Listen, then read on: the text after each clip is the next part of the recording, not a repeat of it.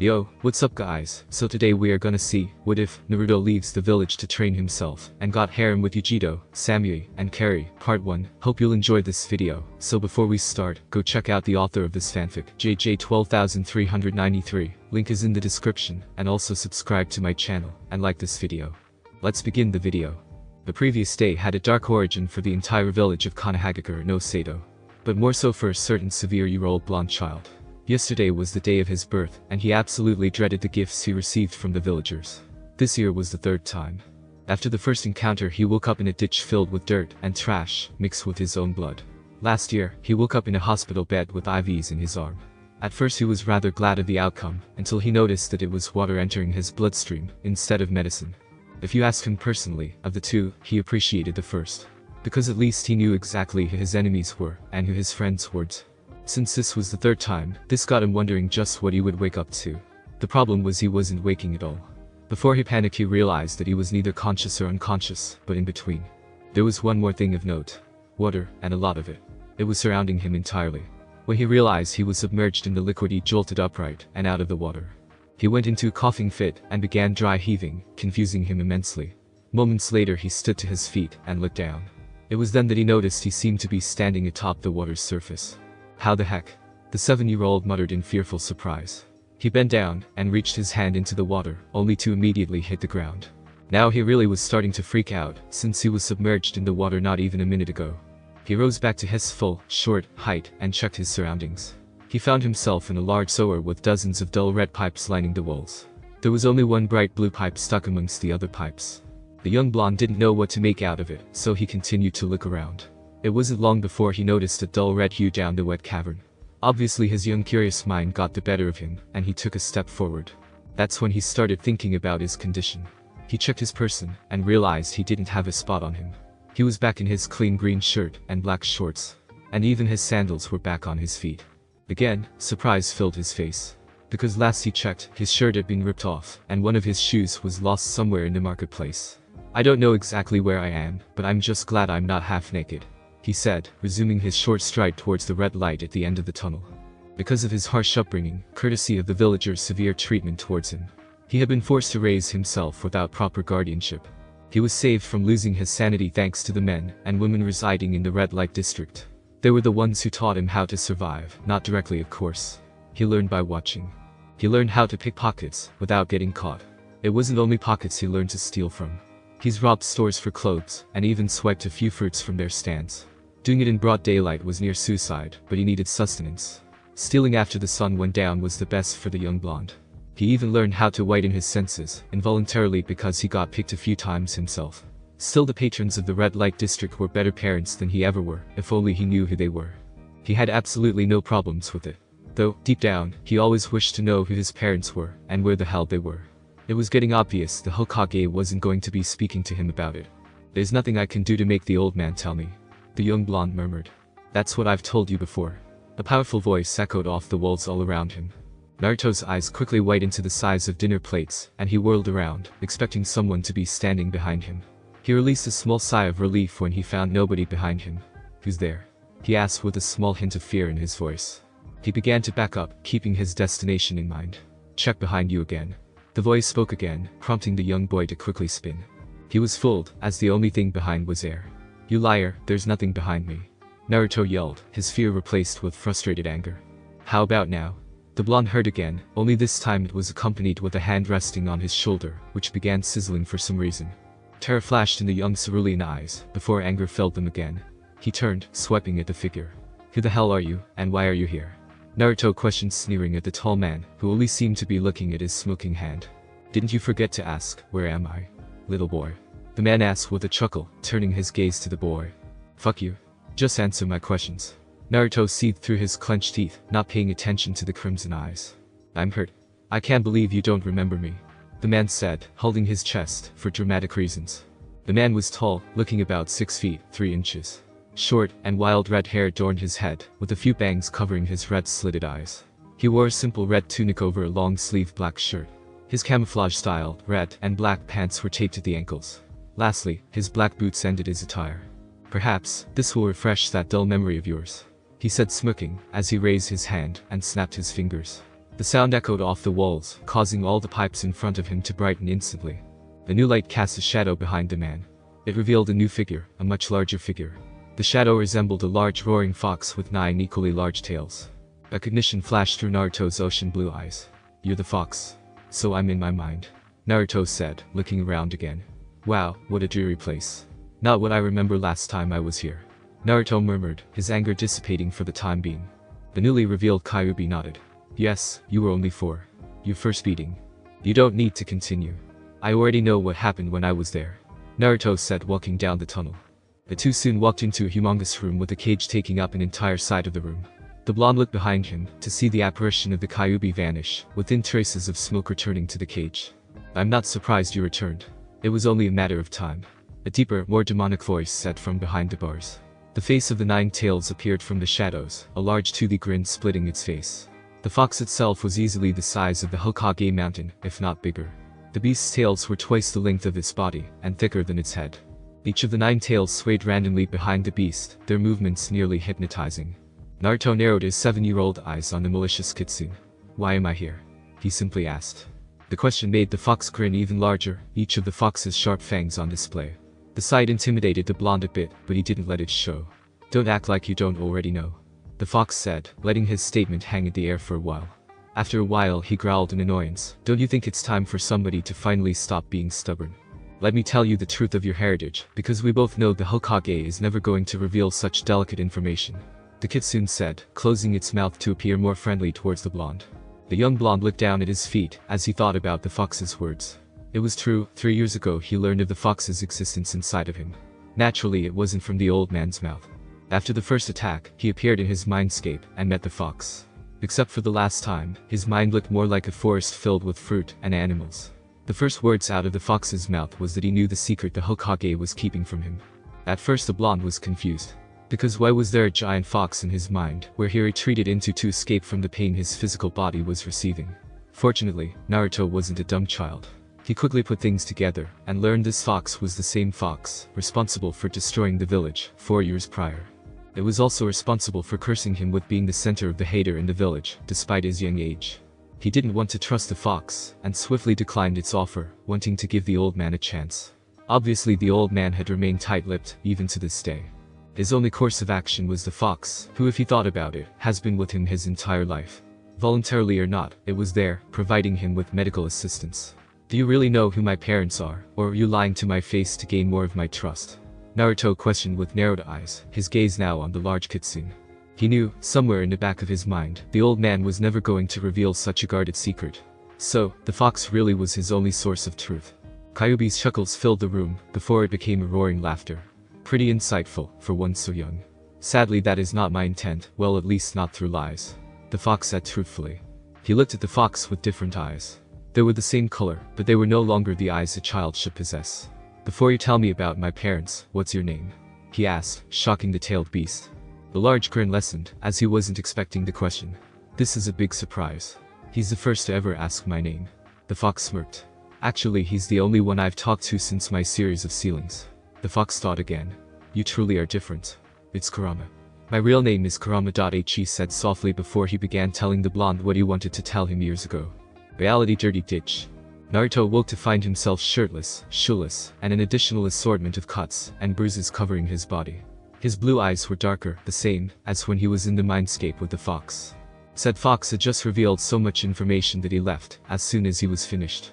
He didn't have any questions, as the answers were given to him. He let out a dark chuckle when he noticed the sun was replacing the moon. "I should have known. Nobody wants to help the demon, especially not the leader of the bunch," Naruto muttered. "Even when I'm the son of the late Yondaime Hokage," he added softly. When that information was told in the beginning, he had to admit he was starting to really hate his old man. But in the end, he had to give the man his respect. He saved a bunch of worthless villagers, but gave his son power beyond his own imagination, a fair trade if you ask Naruto. He struggled to stand on his feet. Grateful Kurama was nearly finished with healing his wounds.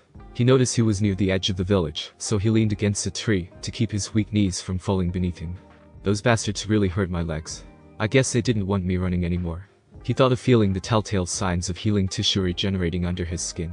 He stood against the tree for what was easily an hour. Just standing there, with nothing but his thoughts. It was obvious to him that nothing good would come out of staying in the village.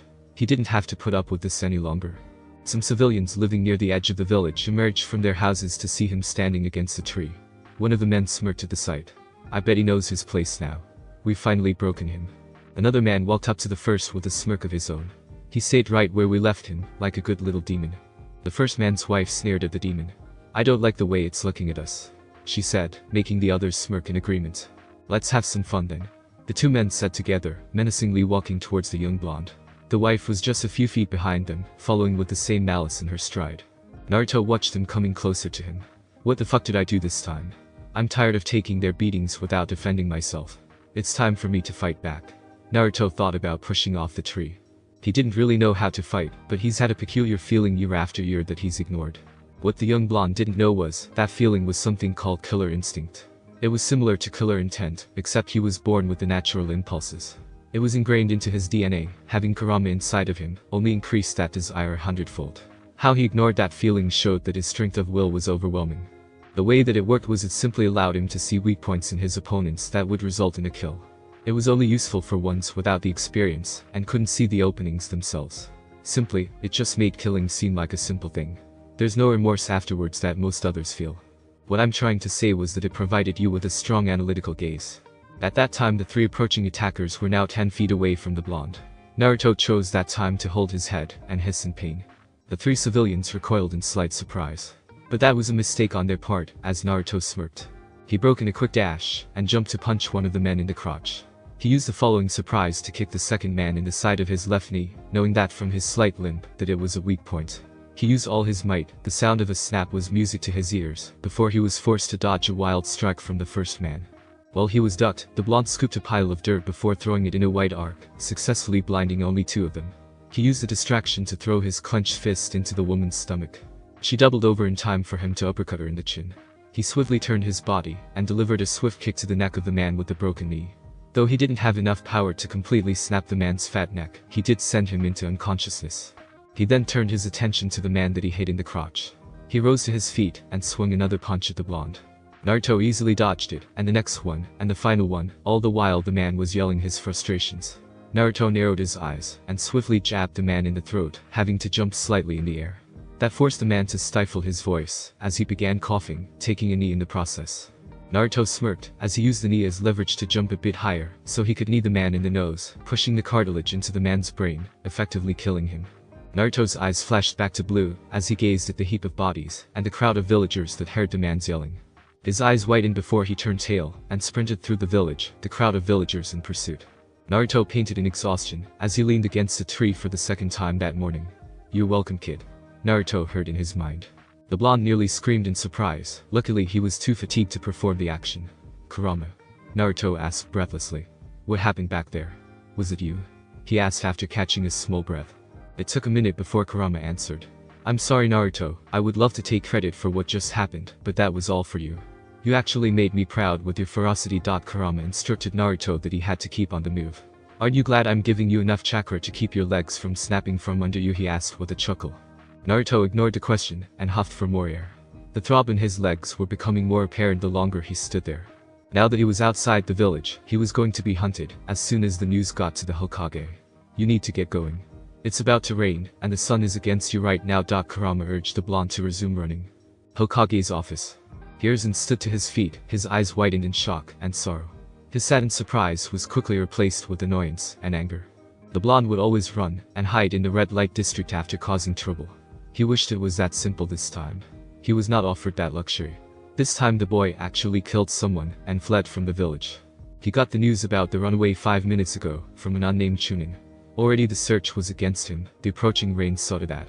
"Damn," he muttered, walking to his window, clenching his fist. "Inuzukas and Aburams will be useless in this approaching weather. Contact 10 Hyuga Jonin and 39 Chunin. Sandame ordered his hidden ambu agents." From what he understood, the blonde was already injured. He wouldn't be getting far, so his ambu weren't all that necessary. Back with the blonde. The young blonde ran for 30 minutes before the first drop of rain pulled him from his concentration. Now aware of how long he's been running, his body roared at him to halt his actions. Suddenly the fox began talking again.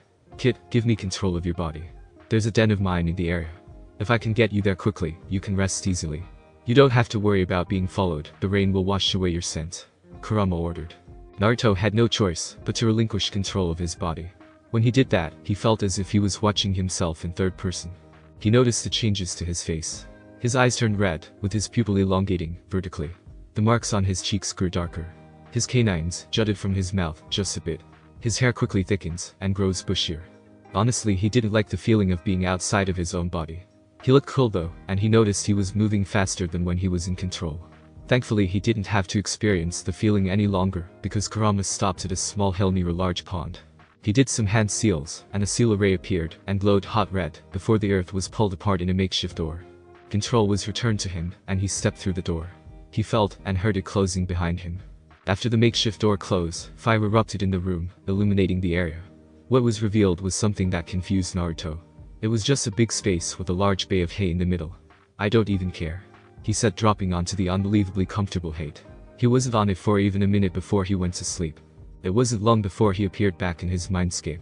This time he woke up directly in the large cage with Kurama. "While your body sleeps, you'll be pulled in here to learn basic knowledge. You would surely be exempt from such an education if you were to stay in the village," Hasade manifesting himself in his human form so he could better instruct the blonde. Naruto nodded, fully understanding the situation he was in. "What about out there? What will I be learning?" he questioned. "Out there your training will be more physical. We'll also work on controlling your chakra so you could learn ninja techniques.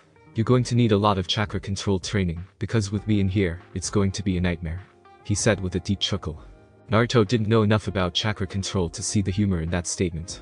"So you're going to be teaching me techniques I remember spying on some ninjas and seeing them do awesome things. Will I be able to do the same things?" he yelled, showing his excitement as he bounced on the balls of his feet. Kurama let out another laugh. "When I'm done with you, you'll be able to do that, and then some. Right now we should focus on what you need the most knowledge in right now: survival," the kitsune said, as he began telling Naruto what he needed to do in order to survive. Living on his own, outside of the village, was better than he thought it would be. The past 3 years have been the busiest 3 years in all of his decade of life. Kurama put him through all of his knowledge of survival and living off the fat of the land. He learned how to erase the scent from his body, to the point where he blended in with the environment. The fox taught him how to cover his tracks and, if need be, led somebody in the opposite direction. The most enjoyable of his survival lessons was the hunting portions. He lost count of how many boars, rabbits, and deers he's killed. That went on for the past 3 years, with the addition of learning various shinobi techniques of everything but medical techniques. That was Kurama's job. He's also obtained a new attire. His old one lived out its life. Now he was wearing a black shirt under a white vest that was currently unzipped. He also wore long black and white camouflage pants with white tape around his ankles. He didn't wear any shoes, opting to keep feet wrapped with the same white tape around his ankles, leaving only some of his toes free. It was the same for his wrists and hands, stopping at his first knuckle. His blonde hair was a little longer and less spikier, with a long bang flowing down the left side of his face in a spiky arch. Also, joining his whisker marks, was a long scar going through all the marks on his right cheek. For some reason, that scar didn't heal right, so that's why it remained, marring his face. Although he wasn't complaining, it made him look cool.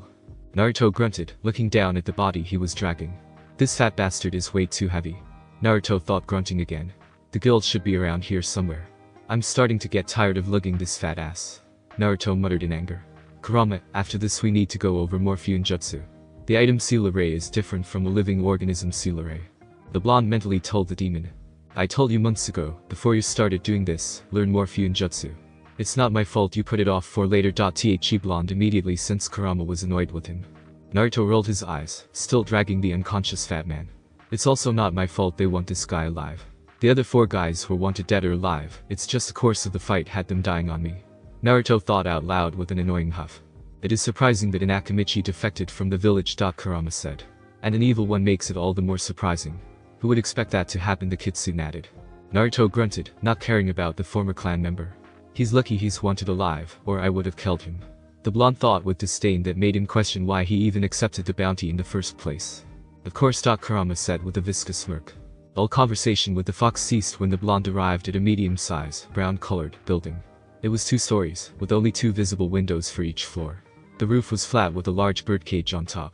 The population around the building was minimal, compared to the other guilds he's been to. A total of 15 individuals were outside, conversing amongst themselves. Some nodded to him, impressed with his capture. He nodded back, returning their respect. He knew personally that they only showed him that kind of respect was because of the small stature, common with his age. "Hey kid, you need any help with that body?" A voice spoke to Naruto's right. The blonde didn't spare the man a single glance, instead opted to continue dragging the living body. He rolled his eyes at the man's offer. No, I don't. He swiftly declined. He made that mistake with his first bounty. He stupidly accepted someone's offer to turn his bounty in while he used the bathroom, and they stole his money. He didn't panic though. He easily tracked the man down and beat the living tar out of him before retrieving his money. After that he made his way in search of his next bounty, this Akimichi being his fourth. He shook his head to rid himself of walking down memory lane. He looked forward at the medium-sized building and dragged the body inside to see 10 more individuals enjoying alcoholic beverages. Ah, I was wondering when you would show up. Naruto heard from the clerk behind the counter. So you really did it, I'm impressed. The clerk was a man, seeming to be around his late 30s, maybe early 40s. His shaggy black hair was showing hints of gray, but that was most likely because of the many fights the other bounty hunters would get into on a regular basis. He was wearing a long-sleeved gray shirt, that was all that was seen, as he was behind the counter. Naruto nodded, accepting the man's praise, as he dropped the head of the Akimichi down on the wooden ground. A groan was heard, as Naruto went to shake the man's hand. So you did get my message? Naruto asked with a cheerful tone. Thank the heavens. Naruto was relieved. The clerk shook the small hand with surprising strength, and perhaps a little intimidation. Naruto smiled, as he returned the shake with his own squeeze. This was common in the guilds. It was all about respect in the bounty hunter guilds, between the clerks and the hunters. Naruto couldn't stop the memories flooding his mind when he shook hands with a female clerk down in Kei's no Kuni. Wine country. The blonde's eyes flashed amber to show that he was becoming irritated. The man quickly released the boy's hand, not in fear, but in amusement. Right, so, let's seal Chimera's chakra right up, and tie him down. I'll contact Konoha, and they'll send some guys to pick him up, he said, as 2 large helpers came and struggled to carry the man to the back. Naruto nodded again, of course. Now according to the poster, my reward comes up to 20,000 ryo. The blonde said, crossing his arms. 20,000 is only valid along with the poster, otherwise we keep 25%. The man said, crossing his own arms. Naruto smirked as he reached into his vest. Oh, of course. He said, removing the poster from the pocket inside his vest. The clerk nodded and went into the back to gather the blonde's money. Naruto studied the man, noticing the wall behind him was covered in seals. There looked to be a blood seal, along with a personal chakra seal. There were also half a dozen defensive seals that would protect against intruders. There was no doubt that the man was ex-shinobi, most likely from Kumo, since this is his home country. Minutes passed, and he came back with the money. Naruto thanked the man, and sealed the money into the seal on the other side of his vest. Meanwhile he walked to the board near the entrance exit for a new target to hunt. Like always, the board was divided by rank. Bounty hunters were strong in their own right, but they never went after B-rank bounties, like the Akimichi. He was a chunin, but it was mostly his home clan that garnered the boost in rank, because he wasn't all that strong. They really only showed B ranks for the more daring hunters who wanted to gain more reputation, and other missing nins, who just needed money. Naruto's eyes browsed over each of the bounties, checking who was wanted dead, and who was wanted alive. Some specifically said that they didn't care, as long as the person was brought in. 15,000 for shy now. What a weird name, but meh. Naruto thought about taking the C-rank bounty, and studying it more intently. Obviously the man isn't going to be in Mizu no Kuni. Kurama started, as Naruto left the building. You can try Hai no Kuni, at your own risk of course. He added after a moment. Naruto shook his head, looking at the various crimes. There were petty thefts, but the more he went down the list he could tell that it was getting annoying, until of course he stole something valuable. Let's see, he's wanted alive for punishment. But he's a Kurigakure chunin, and they're so busy with their civil war that they can't send their hunter nins after him. Naruto thought, as this was the first Kurigakure shinobi that he's had to hunt. What was his last location? Kurama asked, as the blonde began turning over the paper. Right here in Kaminari no Kuni, though this poster is months old, he might not be here anymore. It's going to take a while to track this guy down. Naruto thought with a sigh. It shouldn't be too hard, not many people have black hair. Kurama said, laughing loudly halfway through the sentence. Naruto audibly growled at the kitsune. You know what, Kurama, you're real. Naruto thought before trailing off. Wait, he thought, feeling something different in the air. He widened his senses, and tensed his muscles. He couldn't really sense anyone other than the other bounty hunters, but he could still tell that something was off. The eerie feeling was still in the air, he knew this feeling. It was the feeling of being hunted. Aw crap, not again. Naruto gasped, as another kunai whizzed by his ear. Damn, these guys are persistent. He yelled, as he continued to evade the men in white masks. At least he thought they were all men. There were a total of 4 of them. Judging by how long they were keeping up with him, the blonde had to gauge their abilities at high chunin, at the very least. Evading them is easy for you, but you can't keep running from them. "You're strong enough now use what I taught you, and send them to hell." Kurama said with some impatience. This wasn't the first time these people had tried to kill him many times in the past 3 years. Every time though, Kurama was able to help him evade. It was only this past year that he was able to evade on his own. "Well, when you're right, you're right," the blonde muttered before vanishing in the wind with a body flicker. The 4 masked pursuers couldn't stop their momentum and ended up in the middle of the clearing. They pressed their backs together, knowing that they were no longer in control of the hunt. They also knew it was going to be trouble if either of them broke formation. Now the blonde had a clear look at his attackers. They seemed to be wearing the same type of armor. Anbu styled obviously, but they didn't seem like the typical Konoha Anbu. He was right though, one of them was a female, judging by the slight contrast in her armor's design. "Who are you, and why are you chasing me?" Naruto asked from all around the clearing. He watched them all turn and face his location, having sensed, milliseconds before, where his chakra originated. Having no choice but to reveal himself, Naruto's fingers twitched in anticipation. "We are nobody," the presumed leader plainly said. The blonde stared at him blandly. "Is he serious?" he thought with a raised eyebrow. "Be cautious, Naruto. Remember, they're skilled and have more experience than you.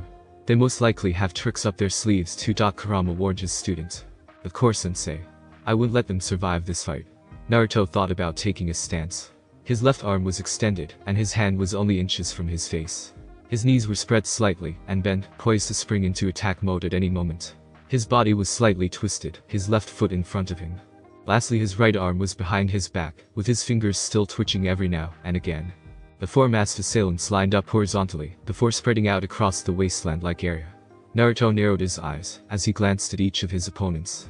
He's never fought more than 3 people at a time, but it looked like he didn't have any other choice. "Well, there's no time like the present," he said, hoping it would throw his enemies off. He dashed forward at surprising speeds. The others immediately tended to switch to defense mode. Before he reached them, the blonde vanished in a burst of fire. Flying embers caused the team to scatter in different directions. He reappeared near one of them, and his fist turned fiery red. "Kaden. Hanu no Danmaku. Flame barrage," he muttered, landing scorching blows on the human punching bag. Red fire erupted around his fist, and after the 10th consecutive punch landed, he jumped back and watched the burned body fall to the floor. Naruto smirked and faced the other 3. It instantly dropped when he saw the 4th one rejoin them. He didn't have to check the burned body to know it was a slightly melted boulder. Damn substitution. The blonde cursed himself for not expecting that. "That was pretty good. You even managed to burn part of my armor." The man monotonously spoke just like the leader before. "Now it's our turn to be on the offensive." The only woman of the group spoke with a lighter monotonous voice. Then they all rushed the blonde, save for the leader who simply watched from behind. Naruto let out a surprised shriek when he felt his ankles being grabbed from below. 5. He yelled in his mind while physically struggling, but to no avail. They closed the distance in seconds. The first man swiped at him, with what looked like iron claws poking out of his gloves. He dodged the swipe by bending backwards. While bent backwards, he noticed a lone figure in the air dropping like a stone towards him. He growled when he felt each of his arms being wrapped by 2 separate pairs of arms. He could do nothing except notice the figure started spinning, creating a cyclone. The blonde took a few quick breaths to get his chakra flowing in the right way. "Raiden. Ryukusaji power surge," he yelled, as an electrical current crackled to life around him. The sudden lightning weakened their hold on the blonde, which allowed him to freely substitute milliseconds before the impact. That was entirely too close. Naruto's voice pierced through the large cloud of dirt. Although that technique didn't require that many hand seals, he was thankful he was able to execute it the way he did. He was also thankful that he substituted away from the impending impact. "Again, I have to give you praise. This time, for killing one of the elements," one of the masked members said. It took a full minute for the cloud to clear to show only a single pile of twisted bones, blood covering the entirety of the mess. But the other 4 assailants weren't in sight. Elements? It must have been the Earth one. Naruto thought of scanning his surroundings, now knowing that he was once again being hunted. "Do you even care that one of your teammates is dead?" Naruto asked, again expanding his senses. "Care? What is that?" one of the assailants said, as a single kunai with an explosive tag tied to it flew from behind a boulder. Suddenly it multiplied into dozens of kunai that filled the blonde's sight. Also, a second after the multiplied projectiles were created, his comrade appeared behind them. "Fuden. To top a great breakthrough," she said before blowing out a large gust of wind, speeding the wall of kunai. Naruto's eyes widened as he quickly turned around and ran for his life. "You crazy bastards," he yelled out, running as fast as he could. He mentally listed off his techniques to see if either one could successfully protect him from this danger. If he sent out a pulse of chakra to set the tags off prematurely, there was a chance they'll speed up so fast he'll have no chance to do anything else. He mentally kicked himself when he forgot about what he just used a few minutes ago. A quick harem later, and he was safe from the explosions which went off seconds later. "Alright guys, if I die, don't tell anybody about this part of the fight," he said, turning to see all four of them together. "I'm serious," he said with a pleading look. He didn't get any kind of response from the four remaining elements. "I hate you guys," he said with a frown. "I guess there's no way to keep you guys from telling if you're alive. I'll have to change that," he said before they threw another salvo of sharp projectiles at him. His right hand started glowing, and he unsealed his special weapon, a scythe. He quickly twirled the weapon in his hand to deflect the sharp projectiles. He looked old in a sense. The 66-inch shaft was crafted from the finest obsidian. The curved blade itself was around 4 feet and sharpened on both sides. A thin black stripe was shown between the two silver edges on the blade.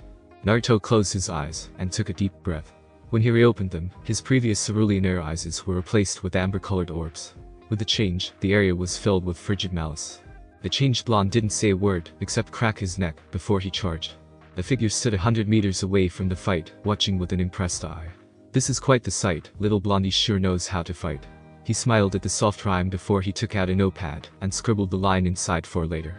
The man was kind of tall with dark skin and a muscular build. His hair was very pale blonde, borderline white. The same went for his goatee. Around his head was his Kumo forehead protector held together by white cloth. He wore oval-shaped sunglasses that just seemed to stick to his face because nothing was holding them up. On his left cheek, he has a tattoo of a bull's horns, with the bottom one being the shorter of the two. On his right shoulder was a large kanji for iron. He wore a long scarf around his neck. He also wore his village's standard one strap over a single shoulder flak jacket and a long red rope belt tied around his waist. He didn't wear a shirt under his flak jacket. He also wore Kumo's standard hand, shin guards, and shinobi sandals. On his back was a bulky sword holder that held all 7 of his swords. "Don't intervene, I want to see what Kurama's done with the boy." A voice said inside of the man's head. "Not that I was going to, I share the same feelings as you." The fight hadn't been going on for long. Naruto's eyes scanned the 3 remaining elements. They pierced through the masks, causing him to smirk at their dwindling numbers. He surprised the water element when he swung his scythe earlier than expected, releasing a blade of fire the man couldn't dodge in time. It ended with him being bisected horizontally at the waist. He knew he had to pick them off one at a time, and not use the same tactic more than once. Now they were more than aware of his fire affinity. He had to admit, he may be strong, but he didn't like long battles. He wasn't made for them, at least not yet. It was then that a thought came to mind. I haven't used you in a fight yet, Kurama. How about you give me some chakra?" he asked. He initiated his initial transformation, as soon as the trio wove through different sets of hand seals. They then launched a fireball, wind bullet, and a lightning bolt at him. The changed blonde smirked, as he gripped his scythe tightly before jumping to the side. He landed on a boulder, and instantly rebounded off into the air. He started spinning horizontally, as the air around him began to distort with heat. "Kaden. Hanu no wa. Flame wheel," he thought, getting a little dizzy. He released the chakra, and sent the flames down to the earth. He watched, with dizzied eyes, as the assailants jumped out of the way. The 2 remaining males drew their tantos from their backs, and dashed to where the blonde was going to eventually land, while the other prepared a set of hand seals. Naruto grinned, temporarily resealing his side. As soon as he got within range, about 10 feet, he swung both of his arms in a wide arc, roaring loudly. Bright blue flames erupted from thin air, surprising the 2 males, as their bodies caught on fire. Unfortunately for them, their armor wasn't protective enough to withstand the extreme heat of the blue flames. Piercing screams were heard from the previously emotionless warriors, as their bones were quickly charred to ash. Naruto watched with bloodless eyes, as he successfully ignited the air with blue flames. Usually he would have to be concentrating really hard to do that, but of course using some of Kurama's chakra made it easier to manipulate. His ear twitched, as he roared in triumph. He had only used a bit of Kurama's chakra, most of that was because of him. He was getting closer to full control. "I'm almost there," he muttered, his crimson eyes returning to blue, as he clenched and unclenched his fist in thought. His danger sense went off, and he barely braced himself before blades of wind launched him backwards, while simultaneously cutting into his arms and attire. Blood splattered against the rock he crashed into, cracking it slightly. He grunted in pain, as Kurama worked to heal, and closed the wounds on his arms, as they took the brunt of damage. "You idiot, pay attention. You can celebrate when everyone's dead," Kurama yelled in rage, sending as much chakra he could through the seal to heal his container. Naruto groaned in agony. He didn't take as much damage as he thought he would. It was just that he hit his head like, really hard, and it made him super dazed. His eyes were half-lidded, and he noticed the woman walking closer to him. His heart pounded, painfully, in his chest, as she inched closer to him. He noticed she was swaying her hips slowly, an action she was ignorant to. She slowly started unsheathing her tanto. Naruto sat there, mesmerized in a trance, having never seen something that was a mix of danger and arousing. His arms were hurting like hell, but if this woman was going to be the end of him, it would really piss him off. When the thought of her killing him came to mind, his eyes immediately flashed crimson amber. He forcibly extended his arm while simultaneously unsealing his scythe. The weapon of death was already going full speed in motion when it appeared. The woman assassin had expected something like this to happen, so she stopped short of the weapon's full distance.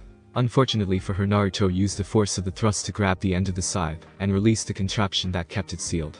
The shaft suddenly extended via a hidden chain system inside the shaft. She didn't calculate that and lost her head because of it, literally. The blonde released a breath he didn't know he was holding as he flashed a soft smile. "I won, fuck, my head hurts," he said, slowly closing his eyes. He had to snap his eyes back open when he sensed another chakra signature appear a dozen meters in front of him. No rest, another enemy. Naruto thought about pulling his scythe back. He slowly rose to his feet to glare at the newcomer. By now, both his arms and head were throbbing slightly. He charged, limply dragging his scythe behind him. His pupils elongated as Kurama fueled his body with his chakra to withstand the slight pain it was feeling. The man held up his hands in a surrendering position. "Whoa, chill, yo. I ain't the enemy, I'm your bro." But Naruto paid it little mind. At the moment he saw the man as an enemy. He swung his scythe with all his power. It simply breezed by the man. The blonde just simply used the momentum to keep on spinning. The man kept backing up, dodging the blade from cutting into him. Naruto then slammed it into the ground and used it like a pole vault. He then launched himself into a flying fist. The Kumo Jonin caught the fist and chopped the blonde in the neck, effectively knocking him out. He's so puny, but so bothersome. "That's it, I'm done, I'm going home, gonna get my drink on, son, yeah," he said, kicking the blonde's body up onto his shoulder. 6 hours later, Mindscape. Naruto stayed in a room that only had one window, and sadly it let no light in. "Kurama, how long has it been? Just let me out," the blonde said, his arms bound by thick beige rope. "Stop with your whining. You know damn well you're still getting punished for that fight." The fox said, his voice dripping with anger. Naruto groaned as he was forced to relive his shame. The entire time he was unconscious was spent in a never-ending loop. He was forced to watch himself in third person, and every time he regretted not being fully attentive. Although he braced himself for impact, he still obtained some damage. And then attacking the other stranger who appeared out of nowhere, ignoring Kurama's warnings not to fight the man. He realized after the 50th time that this was also a test in Jinjutsu. His goal was to successfully end the looping illusion. But after the 100th loop, he reminded himself that breaking out of a fox's illusion was easier said than done. It wasn't as simple as causing yourself pain to disrupt the illusion. It was only now that he realized that he was in his own mind, and he just needed to regain control. Again, easier said than done, but nothing was impossible. He concentrated for what seemed like hours, and in his mind, it was. He's been sitting in the Indian position the entire time, his fingers in the ram position behind him. It was doing next to nothing to help in cancelling the illusion. He cursed at himself for not having more mental power. Wait for mental power. I'll just give myself more power, and then break out, he mused, as everything brightened around him before shattering. Reality. Naruto noticed he was back in the real world when the sound of beeping machines echoed in the background. The sound was alien to him, since the single time he woke up in the hospital, the machines were off. That's when it hit him. Wait, machines? He thought, snapping his eyes open, only to quickly close them, as the bright light nearly blinded him. He opened his eyes again, albeit at a slower pace, and scanned the room. He looked to his right to see a window, proudly displaying large clouds, and a portion of a mountain's peak. "Whoa, I'm high up," he thought out loud. "Of course you're high. How else would we hide in the clouds?" A voice spoke to the blonde's left. Said blonde stiffened in shock. He'd been scanning his surroundings for signs of malicious intent the entire time he's been woken, so about 2 minutes. He turned his head, slowly, to gaze upon a mountain of muscle wearing the Kamagakure cloak. He widened his eyes at the large man. Other than the cloak, he wasn't wearing any other upper attire. Though he was wearing a large set of golden bracers on both of his arms. Thankfully, he was wearing a pair of dark gray pants. Another thing of note was the large golden belt, displaying a boar's face. "Damn, you're huge." The blonde couldn't help, but yelled in surprise. The mountain of muscle let out a boisterous laugh. "I have to say, you're far more interesting than I could have imagined. I'm sorry for being rude, the Yondaime Raikage." Naruto's eye looked at the man's hat atop his head, and nodded his head, already knowing what his status was. "I'm sorry for my rudeness, Raikage-sama," the blonde said, hoping he'll accept his apology. "Whoa, I'm in Kamagakure," he added, amazed, once again looking out the window. "No need for that. It should be me apologizing. My brother told me about how he found you. I'm sorry for his actions. Maybe if you had acted soon, you wouldn't be here." I spoke with a soft tone. Naruto stared at him in thought before he closed his eyes and leaned his head back. Your apology isn't needed either. I'm in here because I wasn't paying attention and was reckless. At the time, I thought he was another enemy, coming to finish the job, so I attacked. Obviously it didn't end well. Naruto said, opening his eyes to search the room for any other people. He wasn't disappointed to find that room empty, save for the two of them and a few machines. Naruto, he knows I'm in here. I can also feel two of my kin in the village. Kurama explained, making Naruto mentally nod. So he turned his view back to the window, again marveling at the height he was. Surely there must be some alternate reason I'm being visited by the Raikage. Or why I'm even in Komagakure. Perhaps it has something to do with the 9 tails in my gut. Naruto said, looking straight at the man, only to see him smiling wide. Of course, but I have a question. With the knowledge that Konoha was in possession of the Kyuubi, it vexes me to see you outside of its walls. Why is that? I would have been sure they would try to hold on to you for as long as you lived. I asked, crossing his arms, now donning his cage face. Naruto looked at the man's face for a full minute before he leaned back again and lowered his eyelids. To make a long story short, I left. He said with a long sigh. I nodded, fully understanding. His fingers were busy scratching his beard in long thoughtful strokes. I know what you've been through. My brother faced the same treatment for years after becoming the container for the Hachibi. The same went for Yugito-chan, the container for the Nipi. Everything changed after they earned the people's respect, like any other shinobi under my command. He said, smiling at the blonde's shocked face. Naruto couldn't believe what the man was revealing. So the people here aren't all that prejudiced towards Jinchurikis? Naruto questioned with a hopeful tone. I chuckled at the young boy. In this village, containers are now treated with respect. After my brother gained complete control of his Biju and began teaching Yugito how to do the same, they began to be treated like the heroes they are. I'm not going to lie though, even though it took time. He said, feeling proud of the changes his villagers went through. Naruto looked at A with large, nearly pleading eyes. He had promised himself that he would never join a village that hated his kind, that's why he didn't stay in Sana. That, and because it was way too dry over there. I never thought containers were capable of being loved by anyone. He said, again thinking of his and the Ichibi situation. Perhaps, if you were to stay here, you can experience the love within these walls. It's either that or go back to being a run-of-the-mill bounty hunter. Sure, you can scrape by with the bounties you've collected so far, but sooner or later, Konoha will find you again, and this time they will kill you. I spoke with rough authority. Naruto gulped, suddenly feeling nervous. How did he know he was a bounty hunter? Did he have spies watching him? Kid, he must have found the poster in your vest. Calm down. Kurama calmed the blonde with his words. The blonde mentally sweat dropped in embarrassment. Oh. He thought, mentally rubbing the back of his head. He looked at A, who was now looking out of the window. He was no doubt loving the serene look of his village. Konoha already found me once. Even though I know next time, I wouldn't be so distracted, I'll accept your invitation to stay in the village. He said, as A slowly turned to face him. Before he could speak, Naruto cut him off, but on one condition. I chuckled, already having a feeling of where this was going. Of course I'll further your training. But that condition needs a condition of its own. The 10-year-old Uzumaki stared at the Raikage.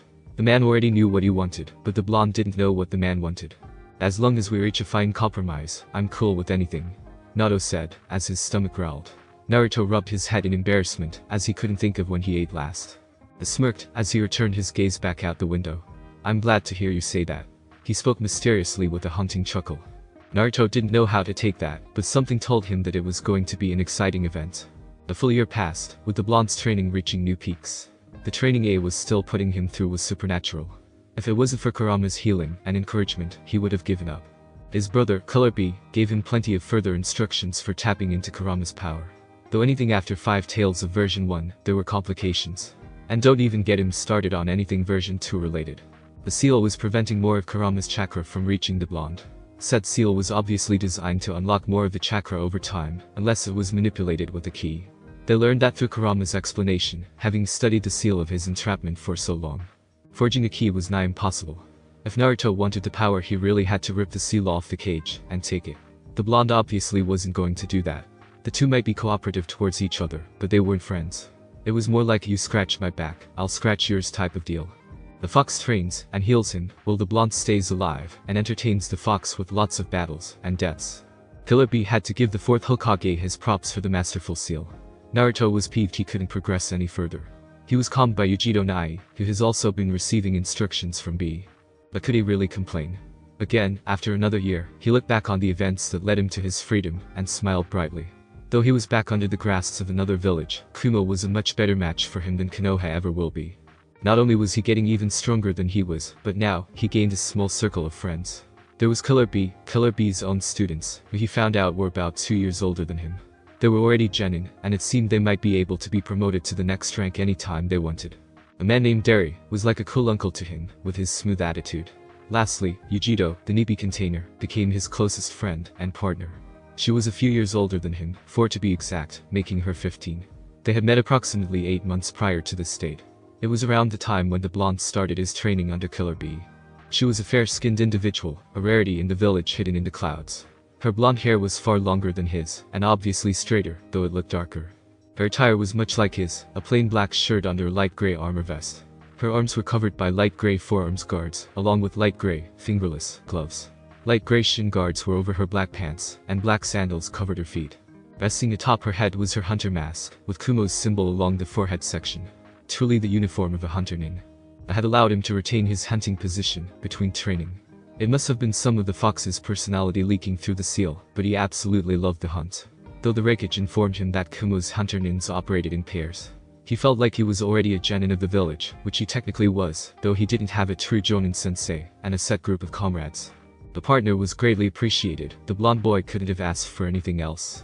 The armor was also appreciated, as well, matching the other blondes. Yugito was truly an amazing teenage female. She was one of the hunter's rising stars, having chosen this profession at the timid age of 10.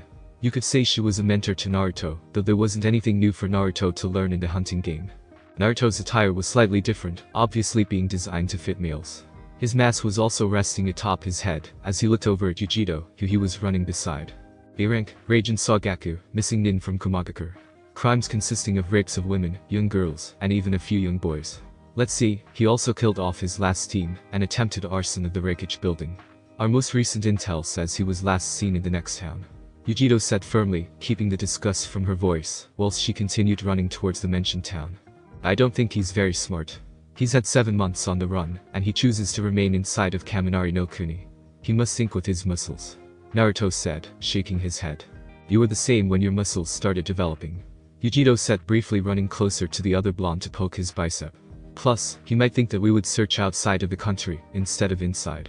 We would still be, if we hadn't gotten the intel about his whereabouts. Yugito added. They continued to run in uninterrupted silence before arriving at a cliff. Said cliff overlooked a rather large town.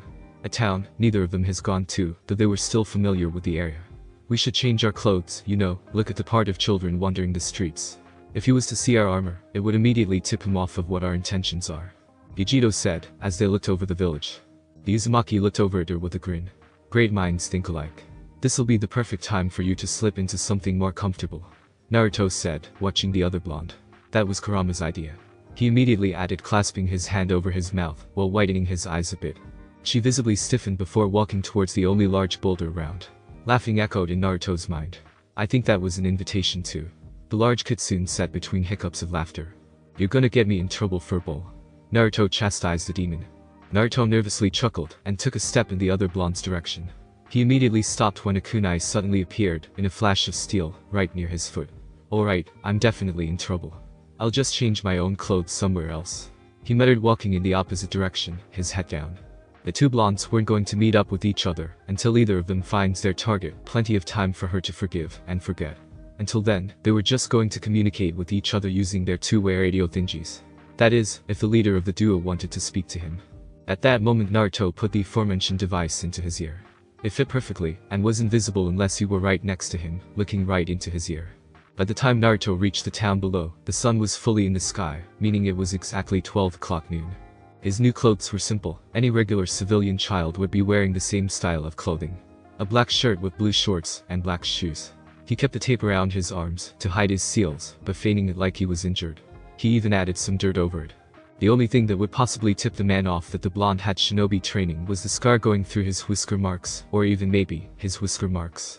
Originally, he was against wearing shoes, but when the situation called for them, he had no choice. That didn't mean he liked all the extra bulk the shoes gave his feet, at least when it was just a tape, he was able to feel the ground beneath his feet. I know you, and Ibi had history once upon a time ago, but please leave Yugi-chan and I out of it. Naruto thought, sternly, to the fox. I'll think about it, but my answer is still no. It's amusing torturing you too, and I know my minx is thinking the same thing. Kurama spoke with laughter echoing throughout Naruto's mind, again. The blonde frowned, and held his head lower. I could just ignore your advice. Silence reigned in the mindscape. It was so quiet, a drop pin had the ability of causing an avalanche. That would be so, if I had actually been telling you to say those things.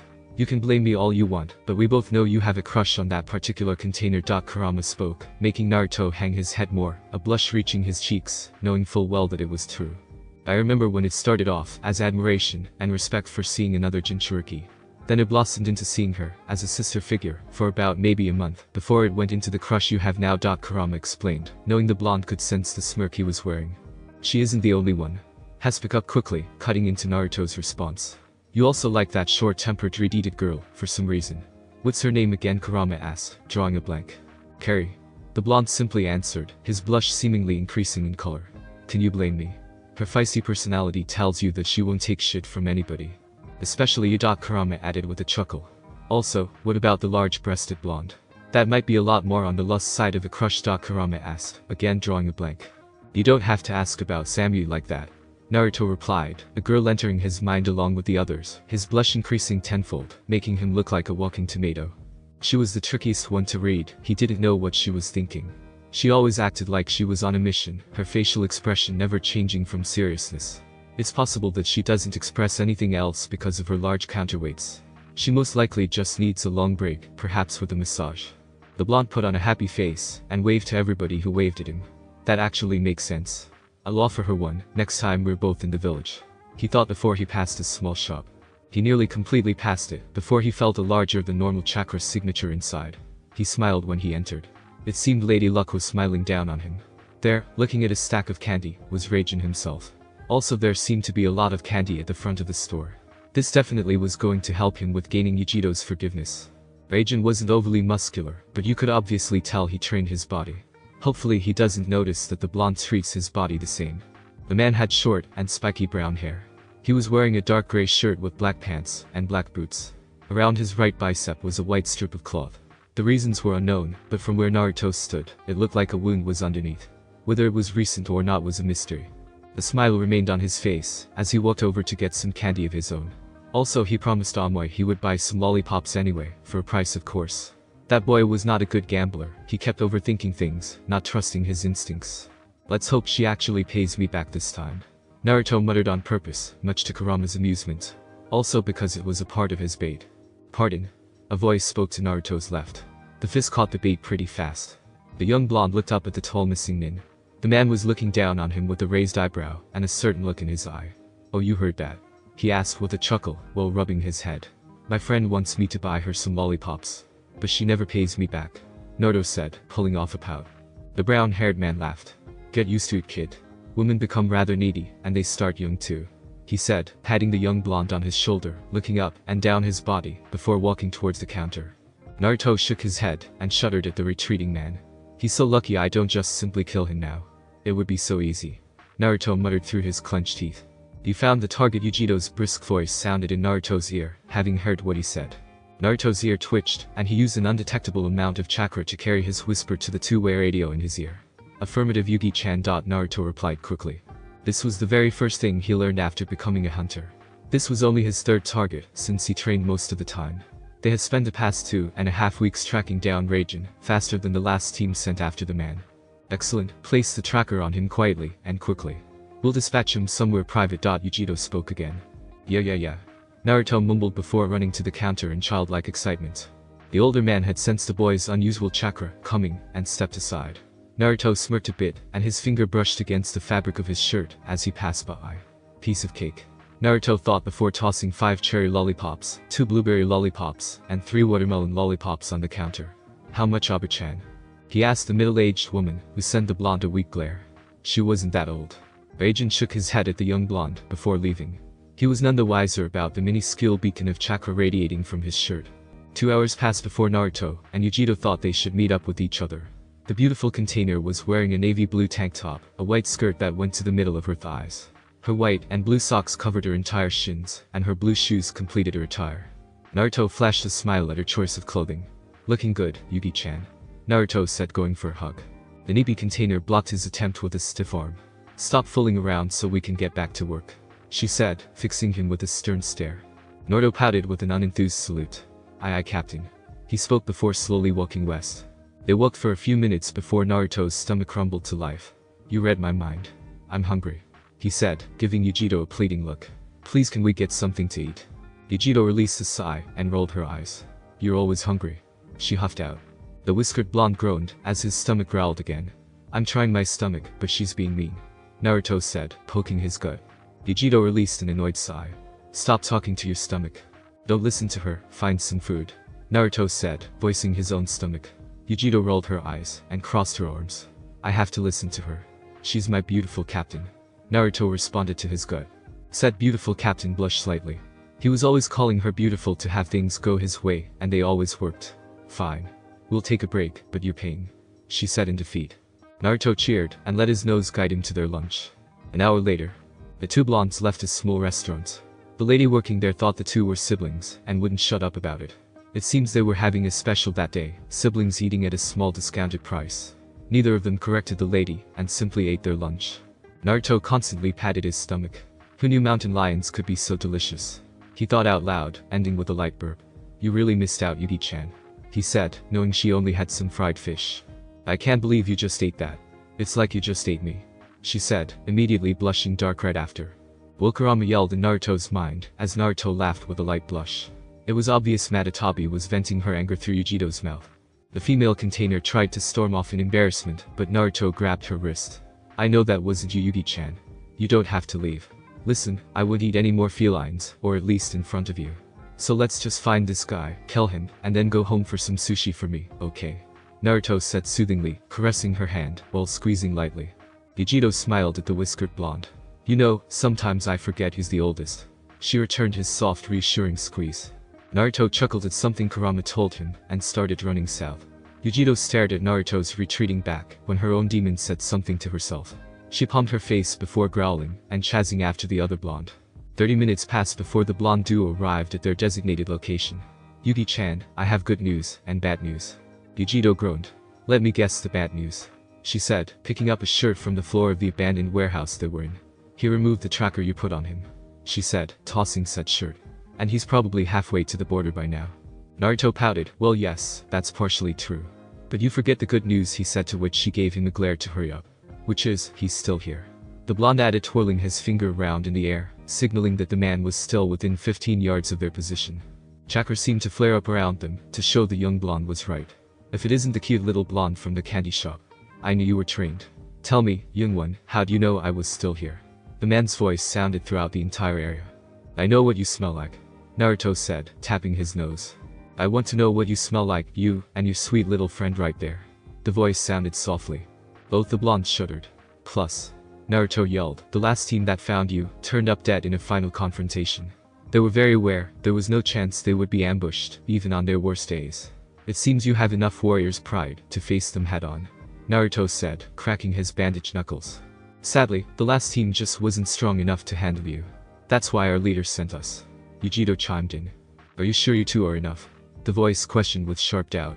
Naruto smirked. Believe it or not, I am smarter than all in my age group, and even some adults. The tracker I placed on you was far more special than you gave it credit for.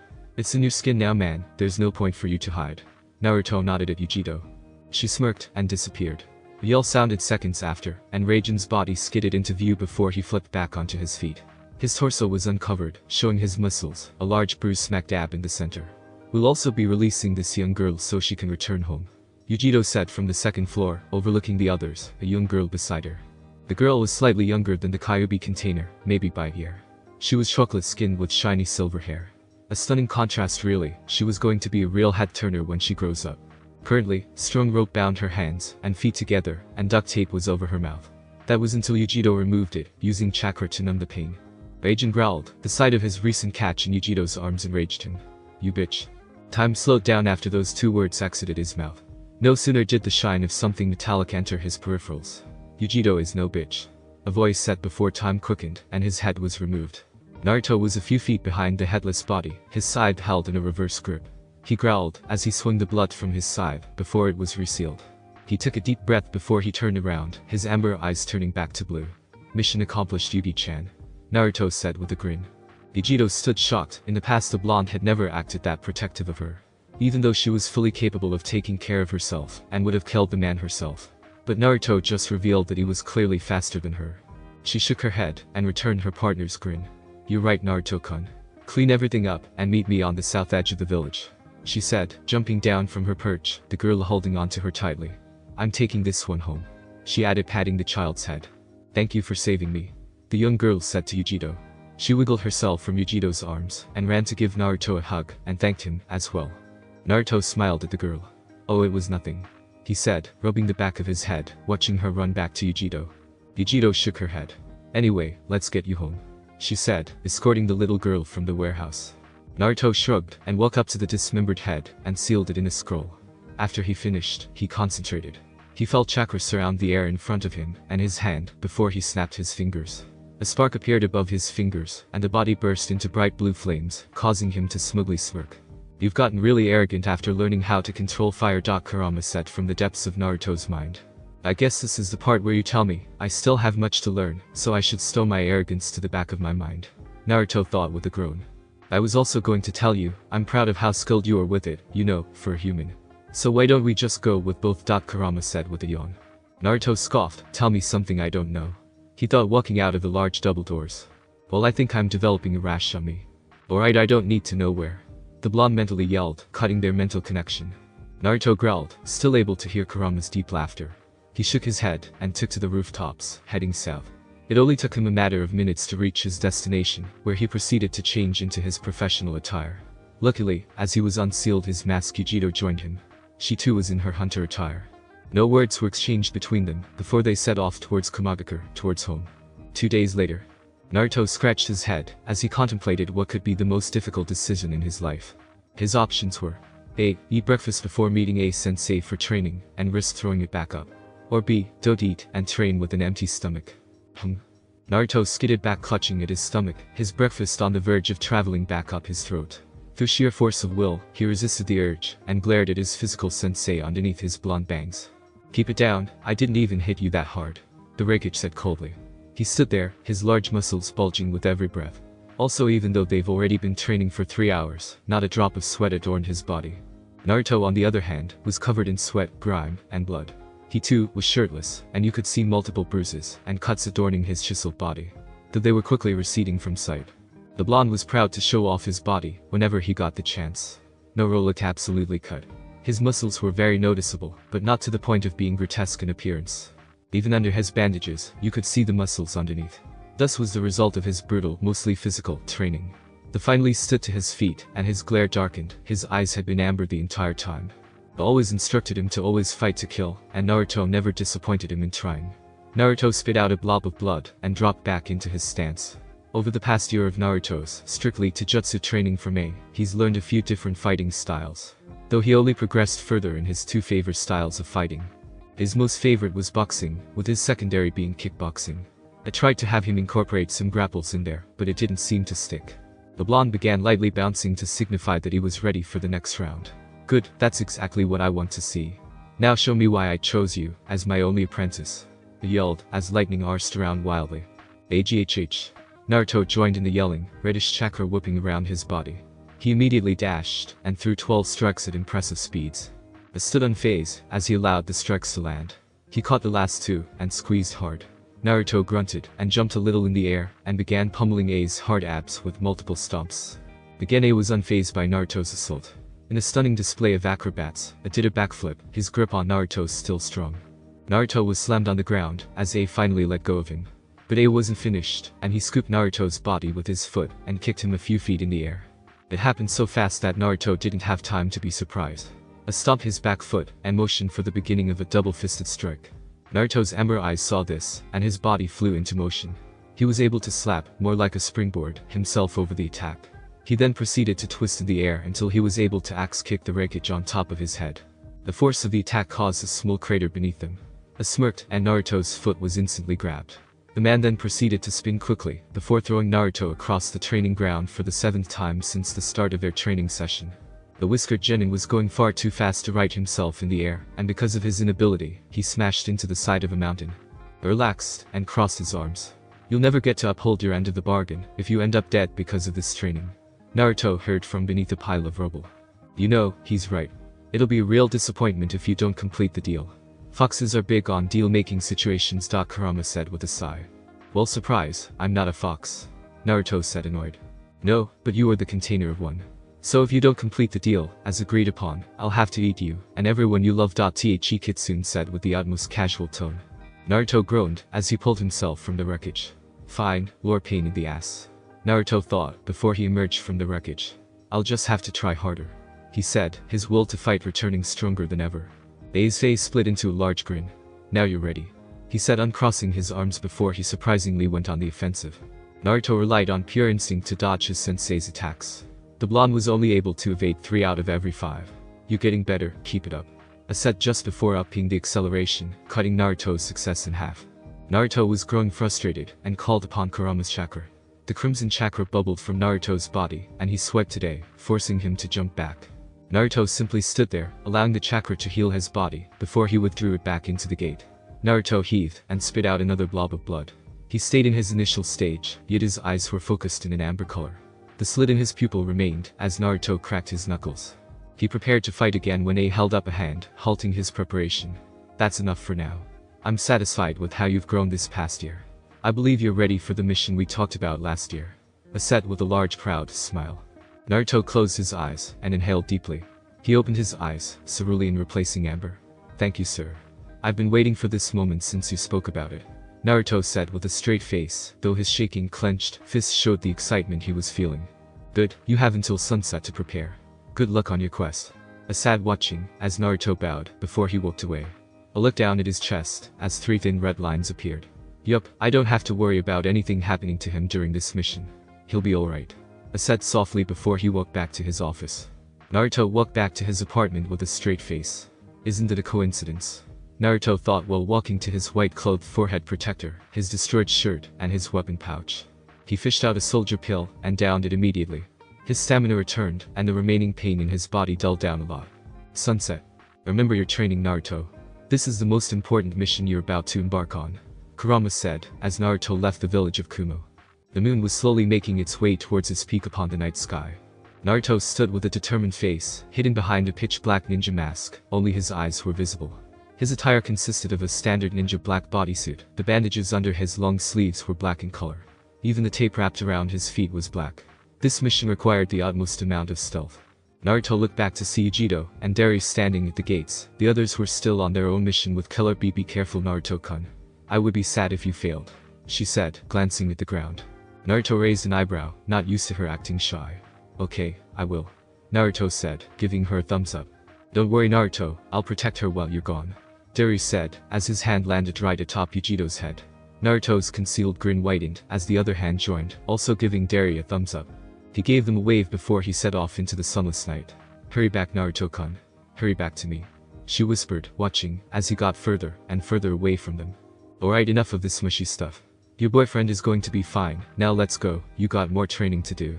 He spoke, as did she, and Naruto's official Jonin-sensei. 18 hours later. Naruto arrived at a very small clearing sometime around 1 in the afternoon. He was pretty tired, and was sore from his long, very long, run. He was safely inside of Hai no Kuni, about a mile or 2 inside. He had to use a lot of chakra to get there, that fast. It was mostly to keep himself moving while passing by the freezing land of Frost Country. He was tempted to rest in the Hot Springs Country, but he didn't want to stop. Alright, it's really important that we finish this assignment as swiftly as possible. The longer you're in the country, the more probable it is that you'll garner some notice somehow. Kurama explained to the alert blonde. Yes, sensei, but it's also important that I think things through to prevent any mistakes in this mission. Failure is not an option. Naruto thought about looking around the area. The trees seemed to be regaining their lost color thanks to the fall season reaching its end. Failure never crossed my mind. Kurama said, as Naruto closed his eyes and felt a chilled breeze past his eyelids. You have the seal ready? Kurama questioned after a few minutes passed. Naruto held his left hand up in front of his eyes. The seal in question was to unblock his currently blocked chakra. It's been blocked for the past hour or so. Completely blocking his chakra was the only option he had to sneak into the village. Otherwise the barrier would easily detect his signature. While he was gone from the village, he studied the barrier, making sure he stayed just outside of it, never venturing past it, or else they would immediately know his location. He opened his eyes and threw a kunai to his right. The loud squeal told him that he successfully killed his lunch. Awesome. Naruto muttered, walking towards the dead boar. The kunai pierced right into his skull, only the ring being visible. He whistled at the sight. Didn't think I threw it that hard. Naruto muttered again, putting a finger through the ring and yanking the kunai out. Blood sprayed a bit, and Naruto jumped back in surprise. Whoa, this is going to be a big lunch, Naruto said, smiling behind his mask. It took him an hour, but he finally finished skinning and roasting the boar. It was a big creature, and it definitely filled him up.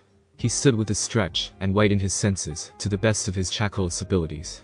He nodded to himself when he could only sense wild animals, attracted to the smell of the boar.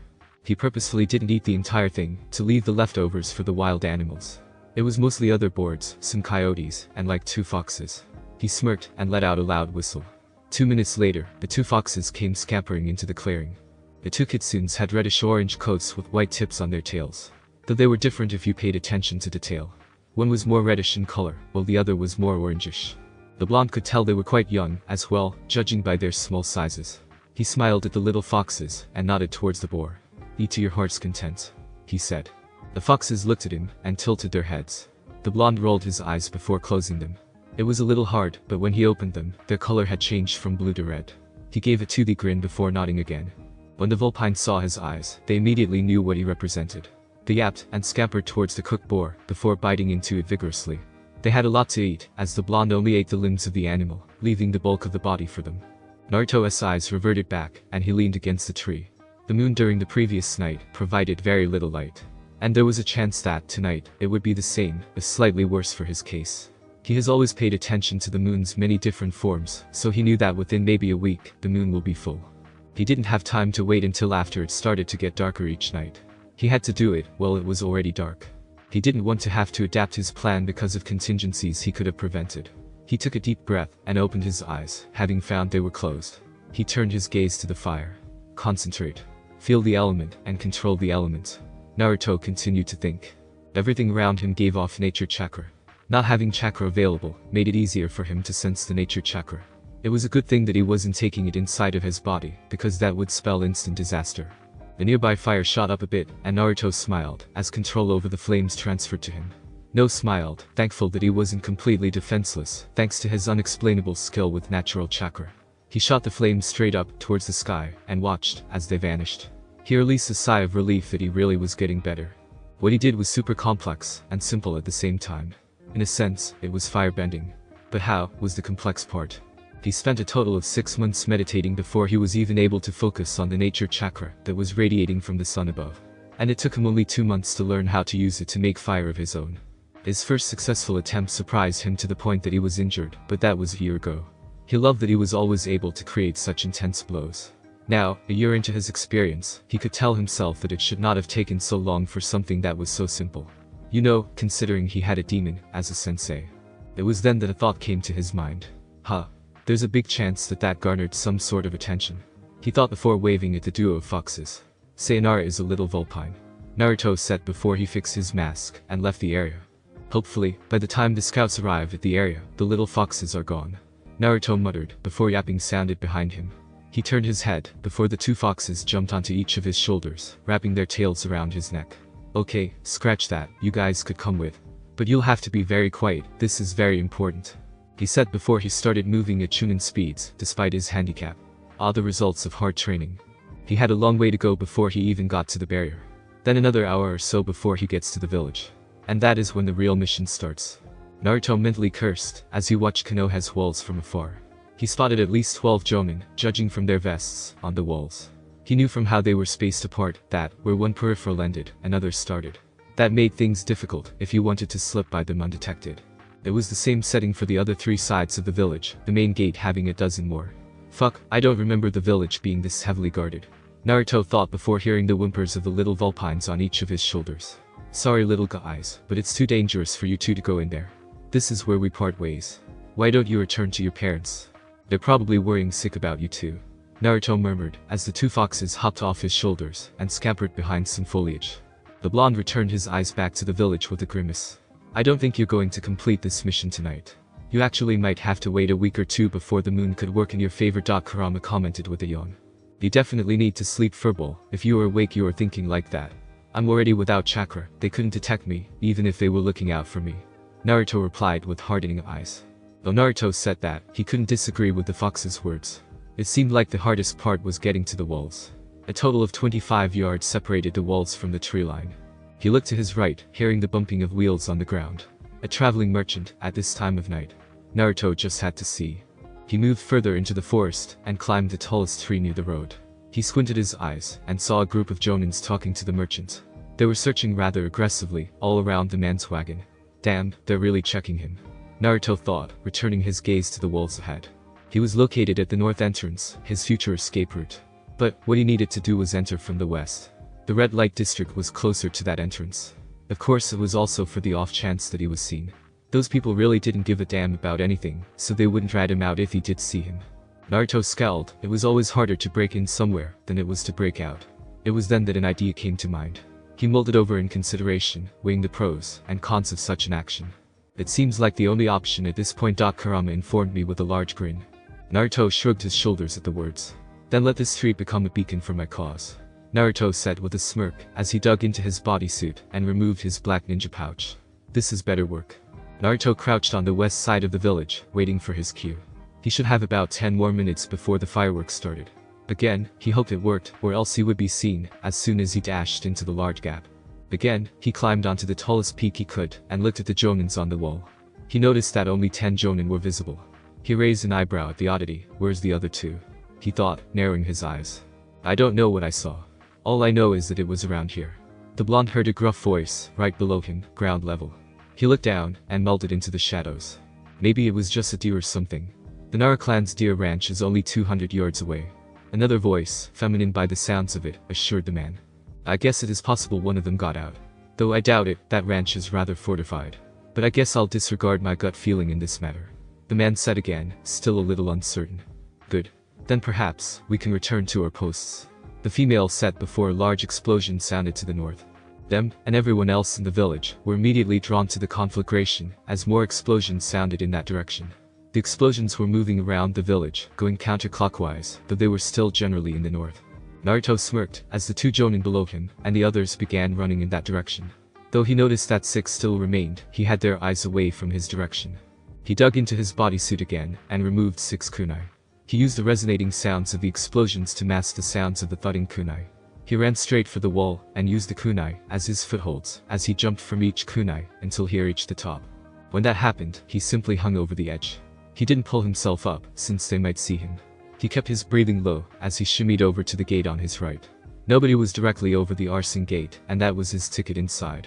He heard their yells about what was happening, and how it was happening.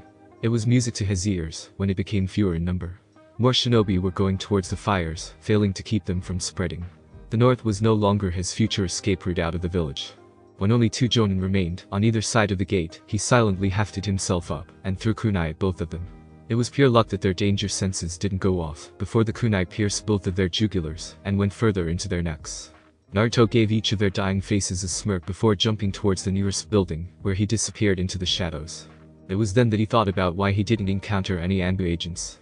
Well, other than the ones he narrowly evaded detection from outside of the walls. He shrugged his shoulders, and dropped into the alley below, immersing himself in the shadows. Just then the explosions stopped, and he smirked, as they stopped in front of the main gate, in the east. Even from his spot in the shadows, he could see the fire in the air, just outside of the village. It took you a good hour to make all of those bombs. Now that you're inside, you need to be on guard, because they will be even more on the lookout. Kurama spoke with a yawn. Naruto didn't reply, already knowing this. It was the biggest con in the plan, but also one he couldn't avoid at all. Let's just make this quick, Naruto thought, as he dashed through the alleys, remembering the route from long ago. Hokage's office. Gerzan, the old sandame, had been in the middle of paperwork when the fireworks went off. Of course this was surprising to him, since they had never been attacked this suddenly since the Kyubi attack. The explosive vibrations shook his office, as he called Anbu into sight. What the hell is happening? He questioned, standing on his feet. Explosions, just outside of the village. We don't know what caused them, but no enemies are visible outside of set walls. We really have no idea of what the cause was. The Anbu wearing a boar mask reported just as Shunin stumbled into the office. Hokage-sama, 2 of our jonins were killed on the west wall. We have a breach. The female Chunin informed, as Hiruzen's eyes widened. We can't be sure that it was a breach, as of yet. It could have been an escape. The Anbu agent said, facing the Chunin. That makes no sense, boar. Why would the perpetrator set ablaze the north and escape from the west? Hiruzen shook his head at Anbu's words. We first need to calm the flames. All water and earth users are tasked with that assignment. Bor, I want you and your team to look over the scene on the west wall. Report to me when you're finished. Hiruzen said, waving his hand as he sat back down when the explosions died down. Morning. Only 2 hours passed, and it was morning already. Naruto grunted from behind a dumpster as he knocked out a homeless man. He removed the gray and dirty cloak the man was wearing and put it on over his bodysuit. He slit the man's neck and tossed the body into the dumpster. He took his hood off from his bodysuit and replaced it with the hood from his cloak. It was rather low, nearly covering his eyes from sight, while his mouth was still covered by his mask. It was common to see a few of these kinds of appearances in the red light district at all times of the day. With this, Naruto was free to wander around the district. Though it wasn't senseless wandering. He was moving closer and closer towards the south of the village. His objective was in that direction. He quickly narrowed his eyes, and his hand lashed out, stopping a hand from reaching in his cloak. Keep on walking. Naruto seethed out, loving the sweat collecting on the man's brow, his amber eyes glaring at him. The man gulped as Naruto released his hand. He probably stumbled away, embarrassed he was caught trying to pick someone's pocket. Naruto smiled as memories flooded his memories. He remembered being caught by others a few times in the past. He always felt embarrassed afterwards. His eyes remained amber, since his blue eyes were so unique. He didn't know anyone in the village with his kind of bright blue eyes. But there were a few with amber eyes, though it was only the dogs in the Inizuka clan that shared his eye color. He narrowed his eyes and took off into a jog, like many others, as a few chunin entered the area.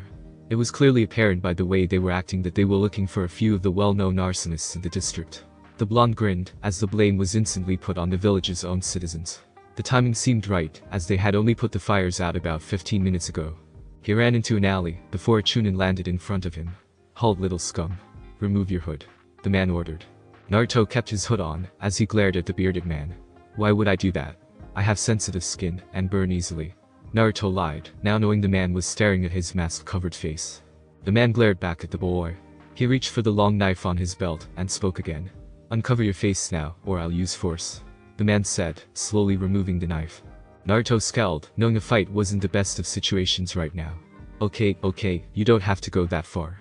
Naruto said disarmingly, seeing the man loosening his grip on his weapon. The blonde chose that moment to quickly unleash a quick series of blue fire from his punching fists. The man yelped in surprise, as the fire covered his body. Naruto didn't stay to watch the man burn. He knew the other chunin would be in his location in a quick second, so he bolted further into the alley. The Hokage frowned at the news. He stood in the hospital, where a burned chunin was taken to. Though his burns weren't so bad, seeing as how he was immediately put out by the other chunin. The burns were only superficial, being only first degree. It was all thanks to his heavily armored attire that he wasn't in the worst condition. Tell me about the arsonist. His age, appearance, and anything else of note. The Hokage spoke looking at the man who was rubbing burn cream on his arms. The man's beard had been burned off, along with his eyebrows, and he had wrappings around his head. From the looks of it, he seemed to only be a boy. His age is easily around 10 years old, maybe 11. Even though he was wearing a dirty cloak, I saw a classic shinobi bodysuit underneath before I was engulfed by blue flames. Speaking of the flames, he seemed to summon them from midair, without the use of hand signs, as well. The man said, his voice slipping a little awe at the end. The Hokage nodded his head. Fire without hand seals seemed impossible. Nobody was capable of such a feat. Not even he, the professor, was capable of commanding fire to such a degree. Truly impressive. Though, did you see anything else? Anything else of note?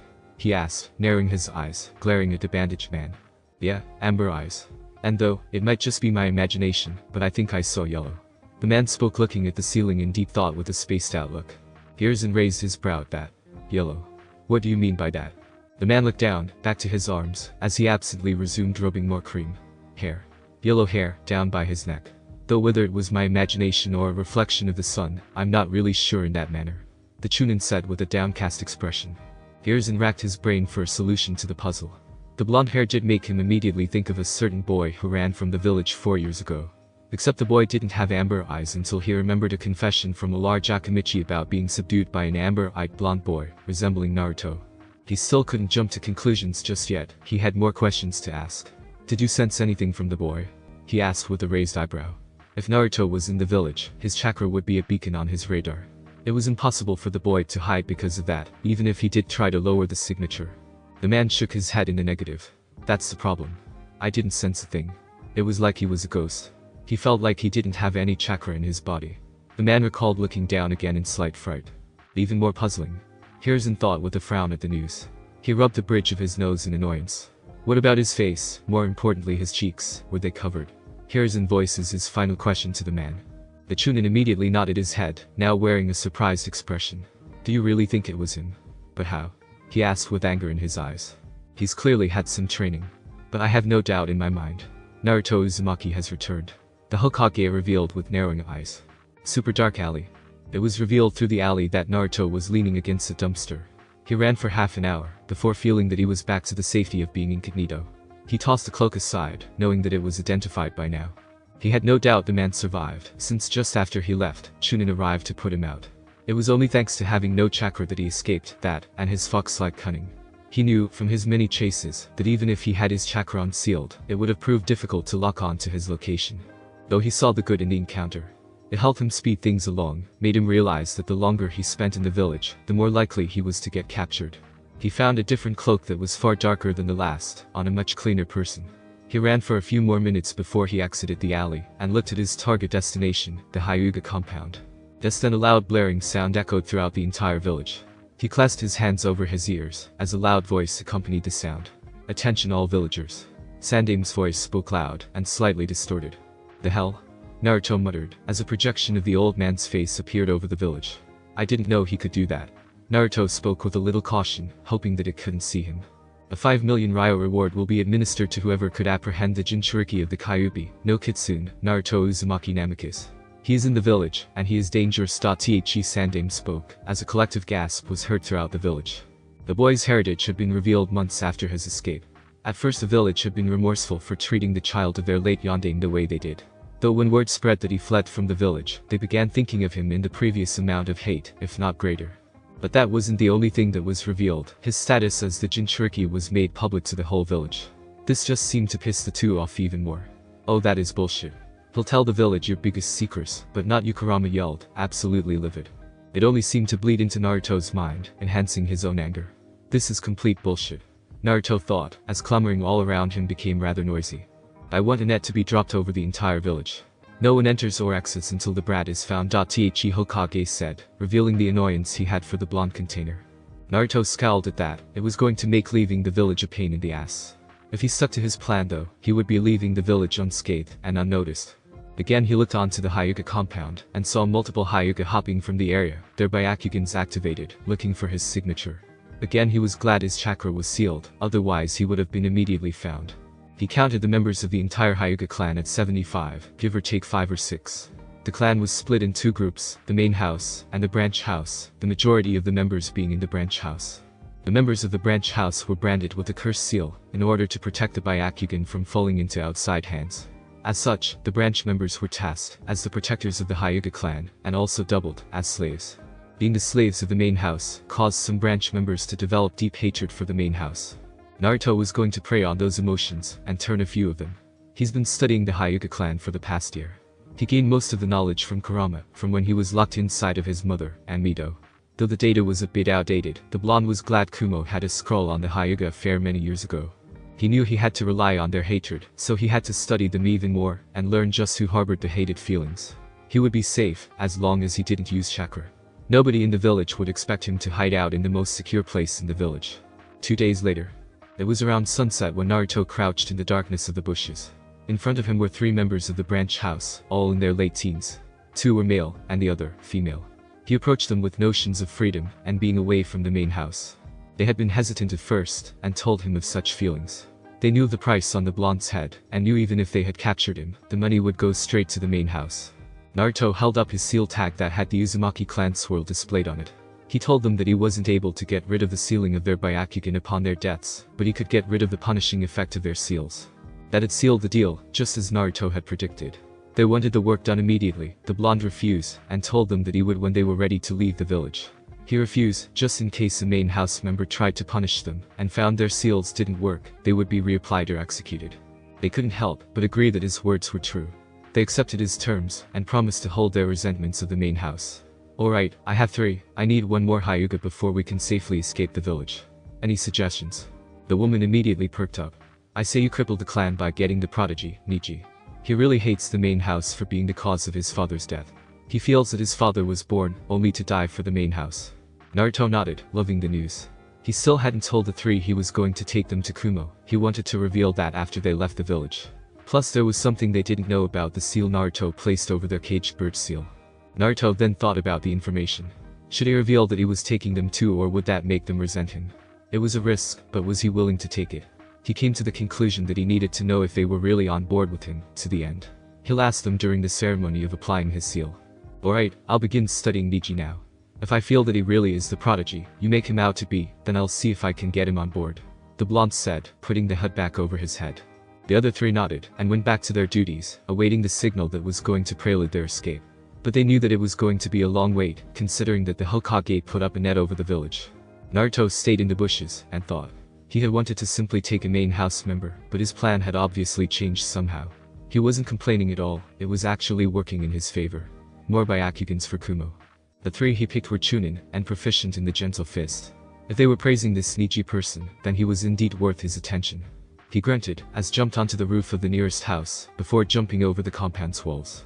He needed to get to the manhole outside of the compound, so he could get to where he slept every night.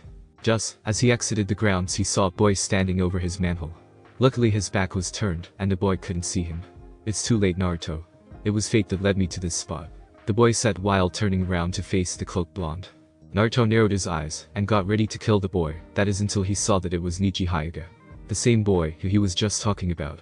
He smirked at the fortune smiling on him at that moment. How do you find me? I'm supposed to be invisible to your eyes.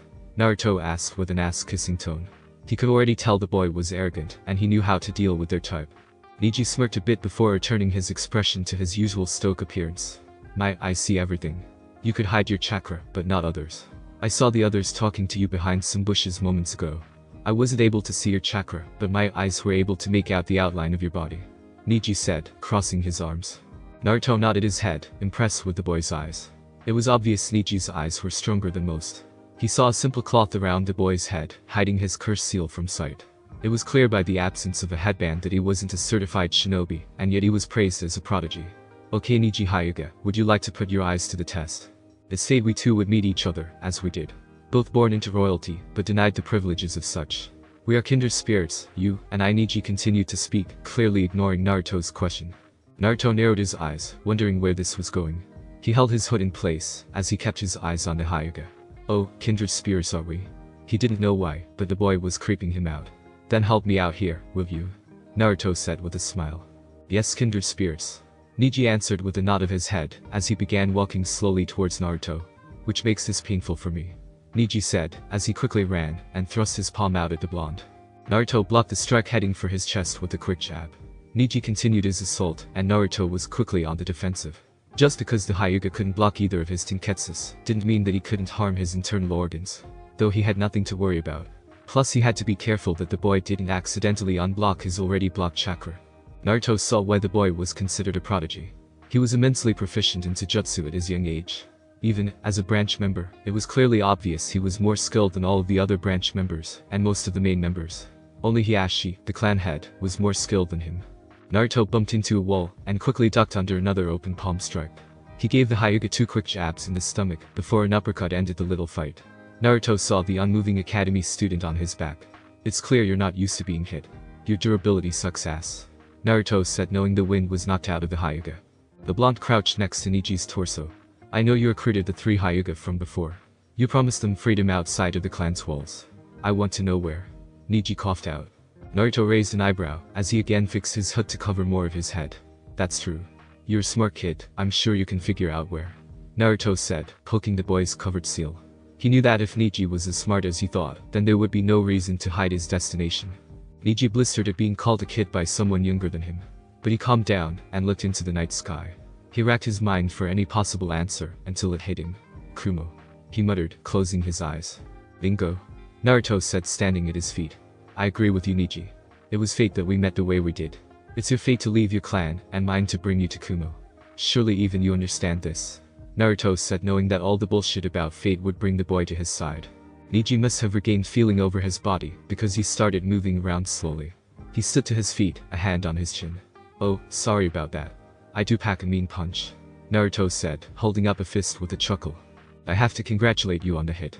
You're right, I haven't been hit a lot during any of my training spars, but I have been getting punished by the main house. Usually a Hyuga would never leave their clan, no matter the situation. Whatever you promised the other three to renounce their clan must have been completely worth it. Niji spoke with a cautious tone. He was almost sure some of their patrollers had sensed his use of chakra, but may have just chalked it up to his training, since Naruto was indeed invisible to their eyes. It wouldn't be the first time this has happened. Naruto chuckled, sensing a bit of curiosity in the boy's voice. You're right, I do have something to offer them. Who knows, it may even extend to you. That is, if you are willing to leave such an illustrious clan. Naruto said, purposely holding back. He wanted Niji to admit, basically beg, to wanting to leave the clan. Fate has led me here for a reason. Obviously you're the reason, you must be offering something worth my time. Niji spoke, glaring at the hooded blonde, knowing what the boy wanted him to do. There he goes with that fate bullshit again. If he mentions fate one more time, I swear I'm going to have to eat him. Kurama spoke with pure anger and annoyance in his voice. Calm down there, Kurama. Nobody's eating anybody tonight, plus you would have to escape from the seal to do that. Naruto thought about making the giant fox grumble in annoyance. Since you believe so heavily in fate, then you know that I indeed have something worth your time. Otherwise, I wouldn't be wasting my time. Naruto said, as he began walking backwards into the darkened alley. Niji knew that his time was running out, seeing as how Naruto was leaving. He had to let go of his arrogance, if only for a second. Okay, I'll leave the clan. Now please tell me what the offer is. Niji said with a bit of anger in his voice. The blonde sensed this, and shook his head. I don't know, it didn't seem like you were really going to leave. It just wasn't believable or sincere to me. Naruto spoke, as the bottom half of his body began being covered by the shadow of the alley. He's throwing logic out the window. All he needs is time to think, time you aren't giving him. Making him act under pressure. Excellent choice. Kurama spoke, watching everything through the blonde's eyes. Niji watched in silence, as more and more of the blonde was covered. When it reached the middle of his chest, the Hyuga had to drop to his knees and bow his head in the dirt. Please, I'll leave my clan, I'll follow you wherever you want to take me. I truly mean this, I can't stand being in that clan any longer. Being a slave is the worst feeling in the world. Niji spoke sincerely, his face not moving from the dirt. Naruto knew only his amber eyes were shining brightly in the darkness. You know Niji, fate doesn't really exist in this world. We shape our own fates. You learned that now, when you had to beg for my help, even though you were born into a family of nobility. I was never going to offer help to anyone who had such a thick stick up their ass. My original choice was to successfully kidnap the heir, Hinata, since the previous attempt failed miserably. My cage didn't want a bunch of branded members, but lo and behold, here I am gathering a group of them. Luckily I had the key to his and my salvation, a seal that would allow me to remove the punishing effects of your cursed design. This will get rid of the option of simply killing you off, once you're out of the village. Naruto said, feeling kind of cool for his words, while only being a floating pair of eyes. Niji raised his head with a shocked face. He had to admit that he indeed had a large stick up his ass. In his defense, it was justified. He had bragging rights, as one of the most skillful of the clan. His thoughts then turned to his cousin, Hinata, the girl who started it all. If she hadn't been so weak, his father wouldn't have had to die. Naruto sensed where the boy's thoughts were heading. I for one am glad that attempt failed. Of course, it's a shame your father had to die, but if the kidnapping had been successful, you wouldn't have had the drive to push yourself even further beyond your capabilities. And thus I wouldn't have been here to persuade you into joining Kumo. Who knows, in another universe, I might have been trying to ask you to join Suna. Naruto said with a chuckle, as Niji finally gasped at the solution to his caged bird problem. Although that wouldn't be so bad, a lot of unrestricted firepower in Wind Country. Can you really get rid of the part of the seal that destroys brain cells upon activation? He asked with complete fascination. The blonde nodded his head, to which Niji flattened his face in the dirt again. If you can really do that, then I'm glad to have been one of your choices. Naruto nodded, his amber eyes dulling down a bit. Good. Now that I have you, I can begin preparations for the escape. In the meantime, don't tell the others where I'm taking them. Now we'll have to wait for the heat to be lowered down a bit. I'll wait until news reaches the old man of the failed attempt to find me. That shouldn't take long. A week and a half later. It was high noon when Hiruzen, the Sandaime Hokage, received some disturbing news. He sat in his office with an angered expression marring his face. What the hell do you mean you can't find him? I have over 100 members of the Inizuka clan, 70 of the Abiram clan, and nearly 80 of the Hyuga clan, not to mention the 100 members of Anbu. He's just a little boy, how hard could it really be to find him? He yelled, slamming his fist on his desk. The Anbu member in front of him, most likely a Hyuga, bowed, as low as he could. He was more ashamed than fearful of the Hokage's anger being towards him. It seems in the previous years, he's learned how to evade detection from even the most keen of hunters. None of the Inizukas can get a trace of his scent, and none of the Abiram's bugs can detect any traces of his chakra in the air either. It's like he's literally become a ghost, or there's a possibility that he's not even in the village anymore. Unacceptable. Are you seriously telling me that that boy has escaped from the village, not once, but twice? We have the best search and destroy clans in the entire elemental nations.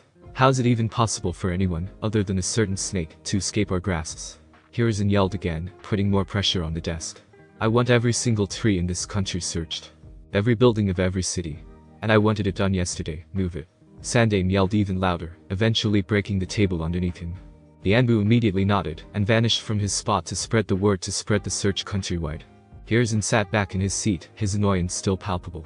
He's still in this village, otherwise the forbidden scroll wouldn't have disappeared. Naruto sat in the forest of death with a bored expression on his face. All around him were tigers, happily snoring away. Even if they had been awake, they wouldn't be bothering Naruto any longer, seeing as how he's already killed half a dozen of them. He didn't know why this particular forest was so terrifying to the citizens of the village. It was just like any other section of the forest in this damn country. Sure, the wild animals and insects were far larger than the norm, but if you knew what you were doing, you'd be alright. The blonde yawned, still feeling a bit tired. He was extremely bored. Nighttime was the only form of entertainment he had in the village. Entering the village to check on the people's progress in finding him. They seemed to be losing vigor, so he should be able to leave in a few days or so. Though he nearly blew it when he stealthily raided the village's shops a few times. Luckily for him, they chalked it up to regular crimes that were always being committed in the village. He only really collected food, and a few kunai and shuriken, along with a nice-looking sword. It was a katana, with two reinforced parallel blades set an inch apart from each other. The guard was dark silver designed in a square shape. The hilt was onyx leather with a silver cap.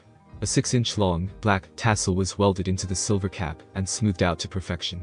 The weapon was called A, and with a few months of training, Naruto was going to master the deadly weapon. And what am I supposed to do with this? Naruto muttered, indicating the forbidden scroll of ceiling he had resting against the trunk of the tree he was in, along with the just as stolen. He stole it from a silver-haired chunin, knowing full well what it was. Leaving behind the man's charred body, he told the village that he was still in the village. Though whether they knew that he was in possession of the forbidden scroll or not was still a mystery to him. He had already copied a few techniques that seemed interesting to him, including a few S-class lightning and fire techniques and a useful wind technique. He was thinking of simply burning the scroll, but there were too many valuable techniques inside. So I guess I'm taking this with me as well, no point in giving it back. Naruto thought with a shrug of his shoulders. Something told him to widen his senses, and he was glad he did, because there were at least 5 Chunin level ninja coming his way. He was glad they were only Chunin level. With his hampered abilities, he didn't know if he would have defeated 5 Jonins. Look over here. The group of tigers, but look in the distance, those are tiger bones. A Chunin sat only a few feet above the cloaked blonde. Is it possible that the tigers ate some of their own? A woman said, looking closer into the distance.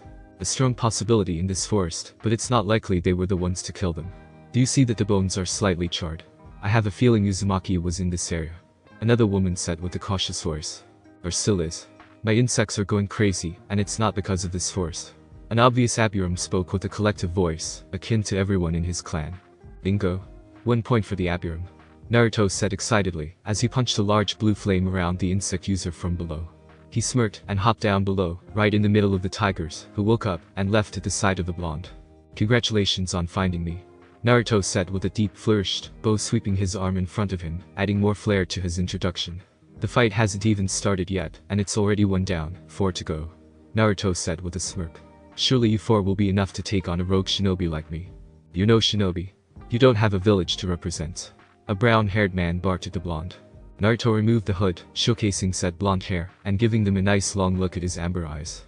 Naruto watched their reactions, no matter how small, at his actions. He noticed a slight blush appear on the cheeks of a blue-haired female. He shook his head at the words of the Chunin. Such naivety from one so much older than I. One doesn't need a village to be a shinobi, only the skills. But I guess I'll simply call myself a hunter, to make you feel better, okay? Naruto asked with an uncanny smile gracing his lips. He smiled wider when the man growled at him. He frowned when he noticed the Apurum was put out right now. He was clearly still alive, although incapacitated. He had lost 90% of his hive to the flames. You little brat. The man yelled, as he ran forward. Naruto watched, as the man threw his punches. Being trained by the Raikage made every other opponent extremely slow in his eyes. He easily weaved around the wild punches and kicks, and grinned the entire time. The man was filled with openings, and his anger wasn't the cause. It was painfully obvious he wasn't a good Taijutsu fighter. Kenso-san, calm down. An older Chunin said, as he too ran forward to help Kenso. Finally your help has arrived, too bad he's too late. Naruto said, batting aside one of the punches and backflipping, his foot connected with the man's chin. To make matters worse, the man's head was engulfed in flames. Naruto smirked at their surprised faces as the second man finally arrived near him. Naruto dropped into a classic boxing stance and quickly connected 3 jabs into the man's face. The blonde smirked at the man's annoyed rage. "You're such an angry person. What do you think the cause of it is?" Naruto asked, as he felt the use of chakra in the distance. "Kaden." And a loud female voice said, as a fireball was unleashed in the blonde's direction. The man jumped out of the way and threw a duo of kunai at the 11-year-old. The blonde twisted his body as the kunai harmlessly passed by him before he kicked a charged fireball at the incoming ball of fire. The 2 flames collided before cancelling out. When all the flames were gone, Naruto was nowhere to be found. "How'd the hell he do that?" the female chunin yelled in fright. "I don't have a fucking idea. It was a good idea for Ayumi to retreat and inform the Hokage about seeing Uzumaki. We'll just stay here and preoccupy him until Anbu appears." The only surviving male chunin said, joining the female. "Too bad Kenso couldn't survive. Damn demon." The serious female yelled, looking around for the hiding blonde. "Where are you hiding, you bastard?" Naruto shook his head, the scroll, and tied it around his waist. It was inside his cloak, while the scroll was outside. He was just meters behind the retreating chunin. It was the same blue-haired chunin that blushed at his adorable looks earlier.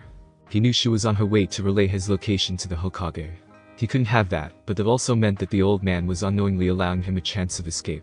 Tonight was the night for him, and the others to leave. Perfect. The girl was incredibly fast. It was taking him a lot of energy to catch up to her.